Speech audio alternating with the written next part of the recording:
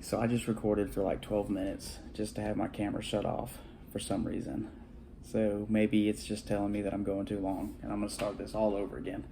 But I just posted the video about, I wanted to call it what a blue belt was, when in reality it's what a good white belt is to get to blue belt. So let's do this again for purple belt. What does it take to become a purple belt? Well, it takes you living your life as a blue belt, a good blue belt. Coming that day one blue belt all the way through your journey of blue belt to purple belt. Day one blue belt and last day blue belt are completely different people. So we can't judge one blue belt by another. But what your journey is, if you're asking the question as a blue belt, what's next for me to purple belt? Well, as a blue belt, you have a core understanding of 5 basic positions: dominant, non-dominant. Excuse me. You've seen a bunch of different variations of these positions: neon belly, north-south, and things like that. And you've worked in them some. You've probably even had some classes on them. But the focus was always the 5 basic positions: dominant, non-dominant, to get to blue belt. If someone says, hey, what makes that person a good blue belt? And you're like, man, they got all this stuff and he's got a killer knee ride, that's just extra. Going from blue belt to purple belt, you might be a step ahead. So like I said in the last video, watch your technical videos of these advanced players. Watch these famous grapplers talk about, high-level stuff. It's okay. Just don't expect to come in and have, a black belt back mount and be able to get your purple belt if you have a white belt guard, or something like that, So just keep it, the proficiency level of what your belt is has to be across the board. So just keep that in mind. It's not a punishment, keep it up. Just know that if you're not advancing the way you want to, look at the weaker side of your game and make sure that that's the level of what you want your belt to reflect. I'm a big fan of sharp. Keep the sharp side of the sword sharp, but we do have to develop all areas of jiu-jitsu, especially if you want to coach. Can't coach stuff you don't know. All right, so to me, when you get to purple belt, you understand those 5 basic things, and now you have a very good knowledge of what exists around those 5 things. You have your goals: escaping, attacking, and you've developed those. You've got there and you got good at them. Now we start chaining things together. We start chaining defenses. I'm escape something, and I know as soon as I escape it, his legs and arms are in a good position to put me in something else. So I need to know that's coming while I'm escaping and be ready to stop the next one. Same thing when you're attacking. What are my options if this person snatches out this armbar while I'm throwing it up? What happens if I get the armbar locked and they escape it? What if I have the ashi set up and they roll? What are the next things? Going to blue belt, you're going to know that those exist. You're going to see them, you're going to try them. But going from blue belt to purple belt, you're going to start performing them well. Not against 2 weak white belts, but against other people who know jiu-jitsu. White belt to blue belt, a lot of that jiu-jitsu is against people who don't know jiu-jitsu. Self-defense standards also are a little high because that's ultimately what people are there for. At purple belt, you should be able to teach that stuff back, and you should be able now to be doing jiu-jitsu proficiently against people who know jiu-jitsu. Not be practicing jiu-jitsu against people who know jiu-jitsu, proficiently performing jiu-jitsu on people who know jiu-jitsu. That's the road to purple belt. Blue belt, where you just get your blue belt, you're a blue belt now 1 day to 3, 4, 5 months. We're watching you. You're excited to be there. You're letting people start in bad positions because you want to put yourself in deep waters, because you want to test these things out. You probably weren't doing that a lot at white belt. You were just surviving and trying to not be the punching bag in the room. Now you're accepting the fact that you're okay with trying things in deeper water, deeper spots. You're okay with failing in certain areas to get better at that area. You might have a pretty good armbar defense with white belts, and you might have a pretty good understanding of how not to let that 2-on-1 happen when you're rolling with other blue belts. But are you trying to be good rolling with blue belts, or are you trying to progress? Are you trying to get better and roll purple belts? So maybe you let that guy start in spider web a couple times during the week of arm bars or something.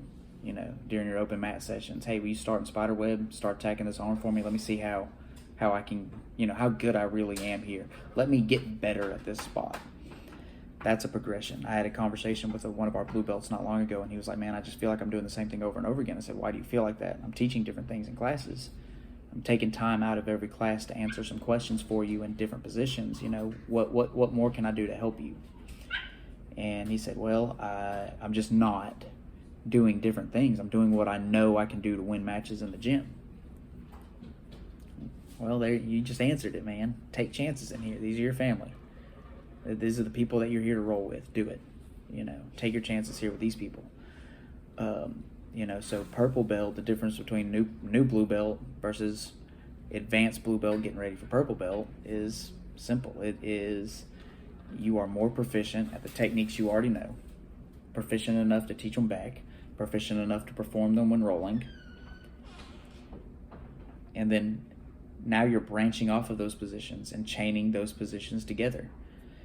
You know that when someone has just whooped you in the guard pass and they're halfway through their knee cut, your frame, you don't have to wait for them to get into side control to be able to establish frames and start working on that. A lot of white belts are like, oh, I'm past. Now I have to think about what I got to do to escape side control. You're watching these blue belts roll, and people are getting halfway through their passes, and then they're getting regarded, and then they're getting swept, or they're looking to knee slide from side control to mount, and it's getting stopped, so they're switching over and attacking the far side arm to occupy it before they go to mount now. They're doing multiple attack sequences, multiple defense sequences in their rolls. That's how you know that blue belt is progressing to purple belt. You're going to see people at white belt attempting these things. You're going to see people from blue to purple accomplishing these things against seasoned guys in the room. That's the big goal there. So when you want to know, what you need to do to get to purple belt, that's it. You have a base level of jiu-jitsu, and I hope that you've kept notes. Well, now I want you to go back to those original notes, and I want you to take that day one guard, or that first page of mount, and I want you to start a new notebook, and what you learned, correct your verbiage on what the old you used to think it was, and refine it into what it is now. And then, now what can I add from here? What can I add from here? Now, what if that addition that I have added is done to me? What are my defenses from here? That's where you are going to purple belt. Now, a lot of people look for these kind of videos, and they look for a clear-cut definition. You have to know this arm lock, and you have to know this choke.